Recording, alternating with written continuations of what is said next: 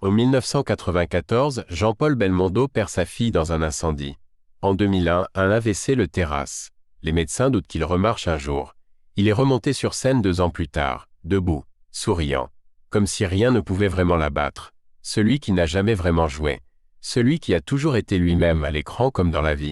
Bon, parlons sérieusement. Et vous êtes placé comme vous voulez, mais je vous le dis, c'est un acteur, il se rappellera que je suis pas au créneau.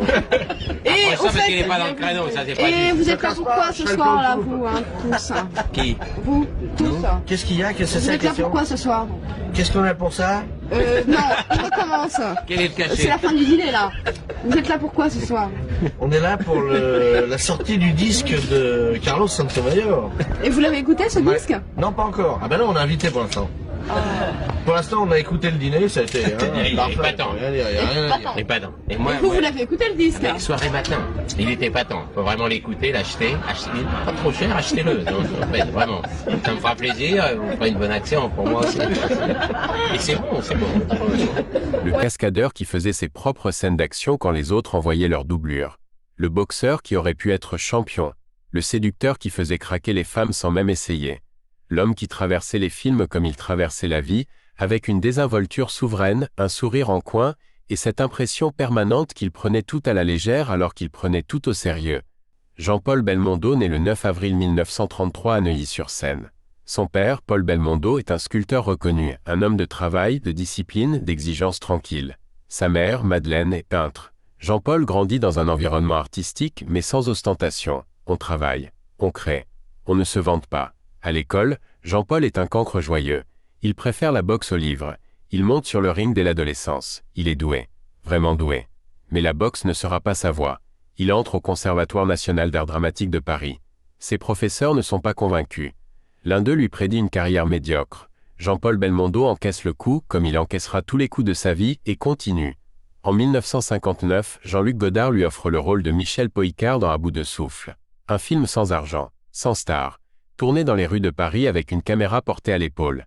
Un film qui va révolutionner le cinéma mondial. Belmondo explose. Du jour au lendemain, il est partout. La nouvelle vague l'a propulsé. Et il va passer le reste de sa carrière à dépasser ce premier coup d'éclat. Les années 60 et 70 sont celles de tous les triomphes. L'homme de Rio, Le Cerveau, Borsalino, Le Magnifique, L'As des As. Des films populaires, grand public, où Belmondo fait ses cascades lui-même, saute des avions, se bat sur des toits, court sur des autoroutes. Sans filet, sans doublure. Juste pour le plaisir du risque. Juste parce qu'il aime ça. Et le public adore ça. Le préféré des Français, celui qu'on aime sans raison particulière et sans pouvoir s'en empêcher. Mais pendant toutes ces années de gloire, il y a des femmes. Et des enfants. La première femme de sa vie s'appelle Élodie Constantin. Ils se rencontrent très jeunes, avant la gloire, avant À bout de souffle, avant que le monde entier connaisse ce visage cabossé et ce sourire irrésistible. Ils se marient en 1952, Jean-Paul a 19 ans. Élodie en a 18. 2 gamins qui s'aiment sans savoir encore ce que la vie va leur apporter. Ensemble, ils ont 3 enfants, Florence, née en 1953, Patricia, née en 1953 également. Elles sont presque jumelles, et Paul, né en 1963. Mais la gloire change tout. Belmondo devient une star mondiale. Les tournages s'enchaînent, les absences aussi. Les tentations sont partout. Et le mariage s'effrite. Ils divorcent en 1968. Jean-Paul garde avec ses enfants une relation aimante, présente autant que le permet sa vie de star.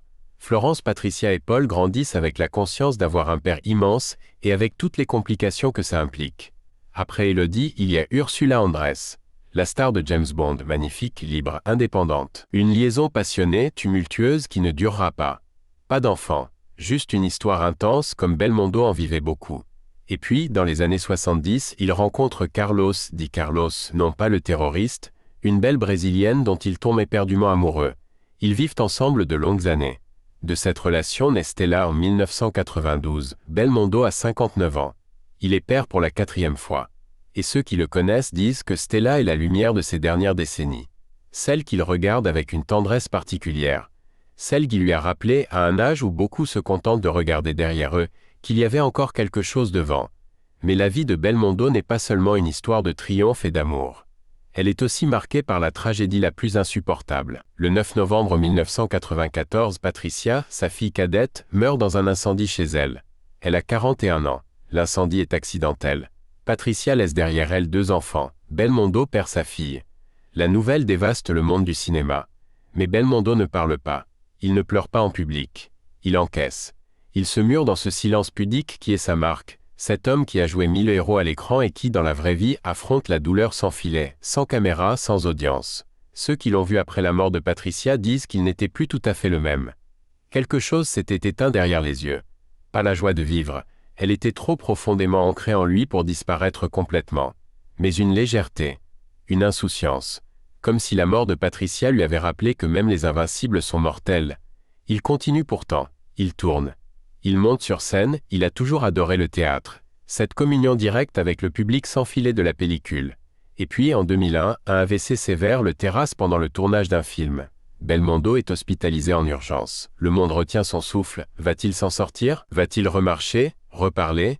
La rééducation est longue, douloureuse, titanesque. Belmondo se bat comme il a toujours tout fait, avec une détermination silencieuse et une volonté de faire. Il revient, bien sûr.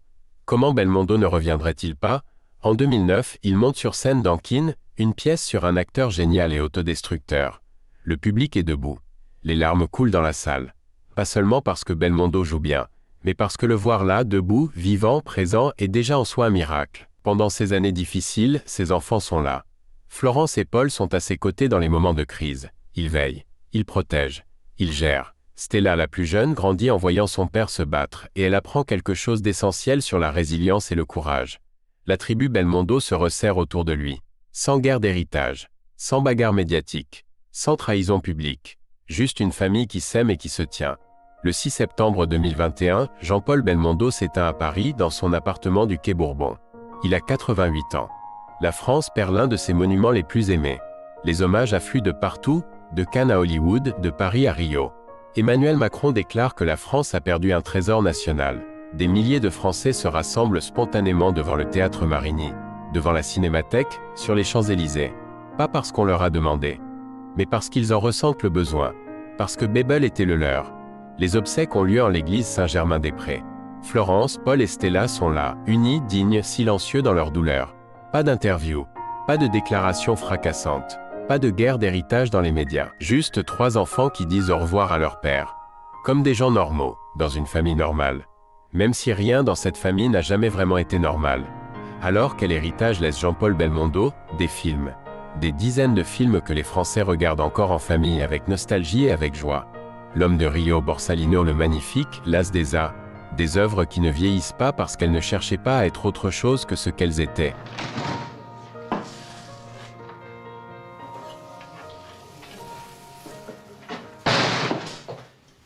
Bonsoir, messieurs. Oui, J'ai une petite faim. Je suis pressé, garçon. je m'appelle Georges. Alors, Georges, un steak frit. Du cinéma populaire, généreux, fait pour faire plaisir. Il laisse une façon d'être. Cette désinvolture élégante. Ce refus de se prendre au sérieux.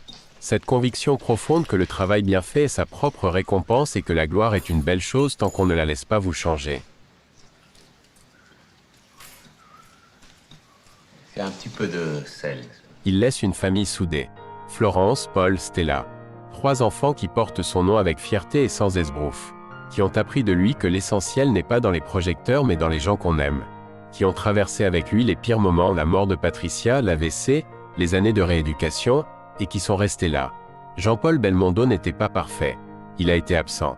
Il a été infidèle. Il a choisi la gloire quand il aurait peut-être dû choisir sa famille. Mais il a aussi aimé, profondément, à sa façon maladroite et pudique. Et ceux qu'il a aimés le lui ont rendu. C'est peut-être ça le vrai bilan d'une vie. Pas les Césars, pas les entrées au box-office, pas les cascades impossibles, mais les gens qui restent, qui tiennent, qui pleurent en silence quand vous partez. Bebel est parti. Non, vous énervez pas. Ils sont calmes. Je me présente, Jordan. Commissaire Jordan. Peut-être bien les frères Tourian et Tourian, les artistes du couteau, amateurs de jolies femmes. Alors dites donc, il paraît qu'on veut me fourrer à sec. Ben, je suis d'accord. Lequel commence? Et vous, quel film de Belmondo vous a le plus marqué? Quelle cascade, quelle réplique, quelle scène reste gravée dans votre mémoire? Et quelles leçons retenez-vous de cette vie extraordinaire? Dites-le en commentaire. Et si cette vidéo vous a touché, aimez, abonnez-vous, partagez. Parce que Jean-Paul Belmondo mérite d'être célébré. Pas seulement pour les films, pas seulement pour les cascades, mais pour ce qu'il était vraiment, un homme libre, un père aimant, un Français comme on n'en fait plus.